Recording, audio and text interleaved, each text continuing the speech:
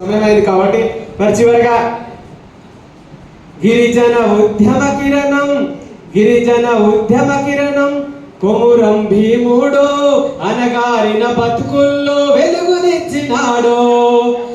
మరువలేము మరువబోదు మీ త్యాగం అమరుడా, వృధా కాదు నీ మరణం రేపటి సూర్యుని కిరణం. కొమురం భీం బాటలోన మనమంతం పయనిద్దాం. దీని తర్వాత ఇక్కడ కూర్చోడానికి కారణం కూడా ఇంతమంది ఇంత దర్జాగా మాట్లాడుతున్నాం అంటే ఏమైపోయే వాళ్ళమో అంబేద్కర్ లేకుంటే, ఏ చీకటి మింగునో తను వెలుగై రాకుంటే.